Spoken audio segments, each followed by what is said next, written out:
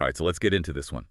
Today we are doing a deep dive into a piece of source material that it's less of a simple ghost story and more like a perfect case study in atmospheric horror. Exactly. We have this really detailed firsthand account of a Halloween night that goes completely wrong. And our mission here is to really break down the narrative engineering. Yeah. How does this story take a small town, a simple set of train tracks, and just an unspoken rule and turn it all into absolute dread? Well, the thing that stands out right away, and I think where we should start, is the sheer genius of the boundary itself. Right. The story doesn't need a big, scary, haunted house. All it needs is the power of that unspoken rule. The adults, their warning is described as stiff and insistent. Just stay on this side of the tracks. And the power of that is in how empty it is, isn't it? There are no spooky legends attached, no specific ghosts to watch out for. It's a complete blank slate. And that lack of an explanation is, frankly, way more terrifying than any local folklore could ever be.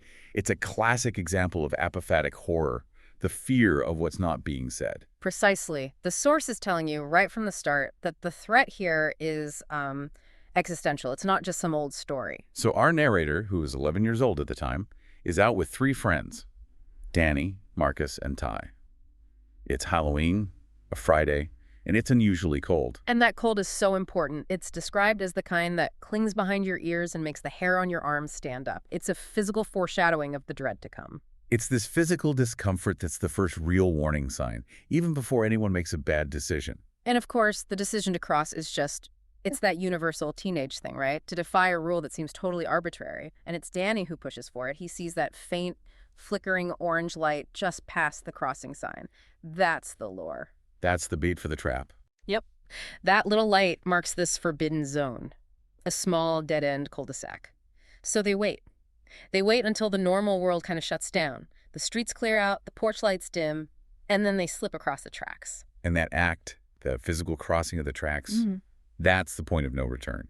The rules of reality are, from this moment on, completely suspended. And the second they cross, the whole environment it pushes back. This is where the story shifts from, simple suspense into this active, breathing dread. The temperature drops. Instantly. And the air turns wet and sour. That change in smell and texture, that's such a primal way to signal that something is deeply wrong here. And we have to talk about the fog. Oh, yeah. The fog is not just weather, it's a tool. It's part of the architecture of the trap. The description is so specific. It's not drifting, it's sitting on the pavement like spilled smoke. It's unmoving, it clings to them. It's resisting them. This fog isn't trying to hide the danger. It's confirming that they are now inside a staged, preserved environment. And the houses themselves reinforce that feeling that they've walked onto a set. They look posed like props. They have the ragged lawns, the painted shutters, all suggesting normal life. But then the decorations are just unnervingly perfect. This is the uncanny valley, but for a whole street. The pumpkins are carved too symmetrically. The paper ghosts are all from the same stencil. It's too clean, too ordered. It screams that this is a performance, not a celebration. And the silence. The source says there's no movement behind any window. The only sound is their own feet and the crinkling candy wrappers from the normal side of town. It's like they've been put in a soundproof box to heighten the isolation. So they get to the third house, the one with the light that drew them in. There's a plastic skeleton on a swing. And there it is, the offering. A bowl piled high with candy. And the candy is described so specifically as black, wrapped in perfect, neat rows. Wow, yeah, even that detail. The black wrapping, it denies them the simple joy of Halloween candy. It's an unknown thing. And Danny, Marcus, and Ty, they just grab it and start eating. They've accepted the offering from this place. But our narrator, the observer, only pockets one piece. Their gut is screaming at them. The source says the waxy crinkle of the wrapper made their skin crawl. So in these kinds of stories, refusing the token, that often means you're safe, right? At least for a little while. They haven't been compromised yet. Exactly. But the second the others accept the offering, the trap officially springs. The signal is so subtle but so terrifying. Just a soft sound. Click. And that's the start of the awareness sequence. A porch light, 2 houses down, flickers on. Then another. And another, all the way down the street like dominoes. Each light reveals the same exact setup. An empty porch, a grinning jack-o'-lantern, and another bowl of that black candy. It's the slow, chilling realization that they are being watched. The narrator says, It felt like someone had been waiting, and now that we come, they wanted us to stay. The whole atmosphere just solidifies, the air gets heavier, that fog starts to wrap around their ankles, slowing them down. So it goes from an invitation to containment, just like that. Instantly. Now let's look at the first one to crack, which is Danny. He's already agitated, jogging ahead, saying his friends are killing the vibe. That erratic behavior, it suggests that something, maybe the candy, maybe just crossing the boundary, has already made him receptive to what's coming next. And what's coming next is the physical symbol of this place, the mask. Danny sees something swaying from a tree branch. And the way this mask is described, it's not just some cheap Halloween prop. It's something else. It's pale, stretched material, almost paper-like, with these angular eye holes and long, sunken features. It feels ancient, specific.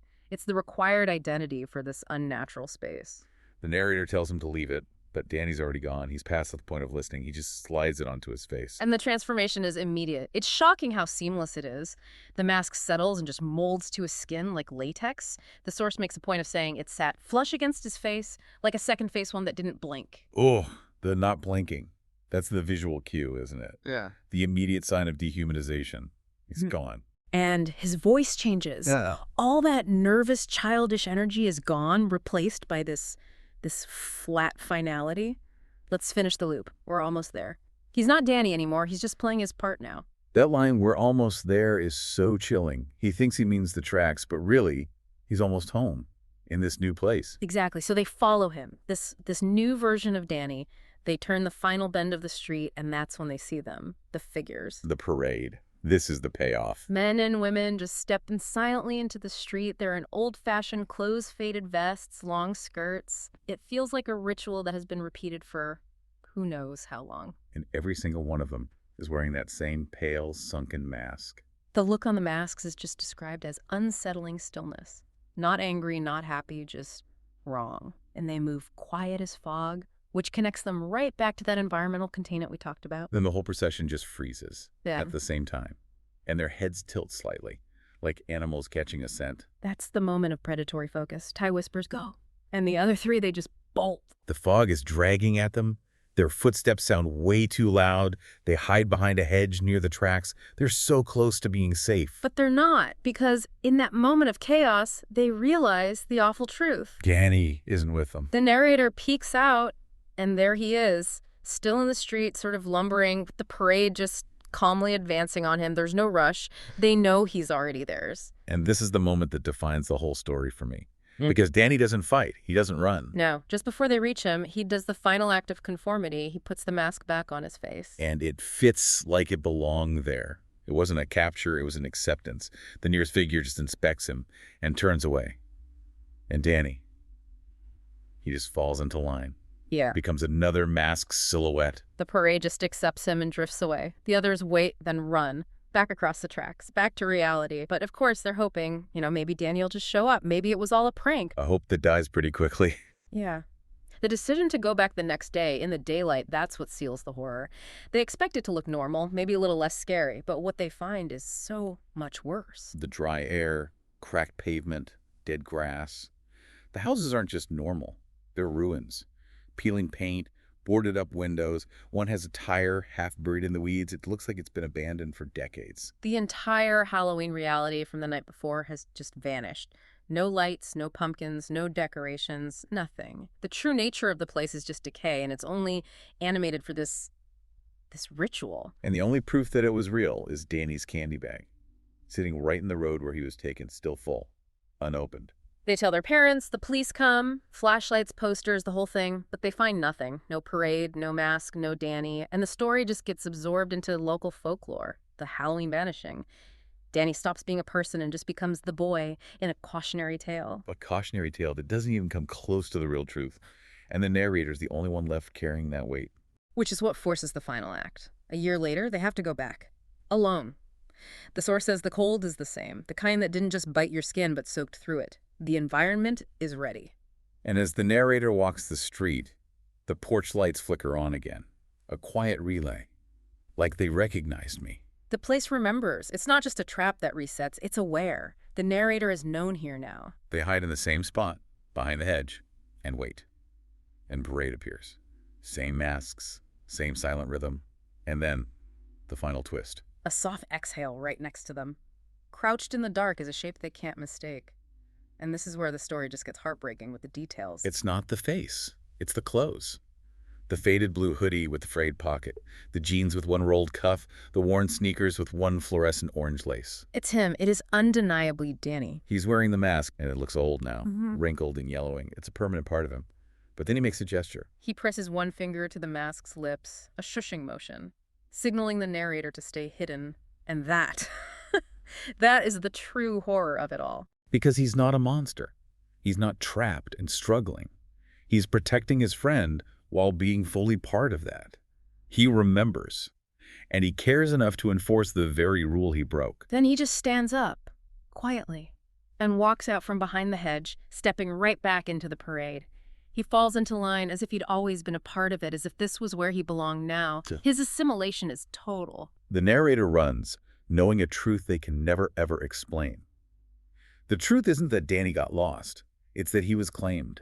And maybe he chose to stay claimed. And it leaves you with this awful, lingering question. The narrator knows their friend saw them, protected them, and then just rejoined the silent march. It's a double loss, isn't it? Which part hurts more, losing your friend, or knowing that your friend remembers you while he marches in that silent parade? It's the memory, the proof of his identity still existing under that mask. That's what gives this story its power.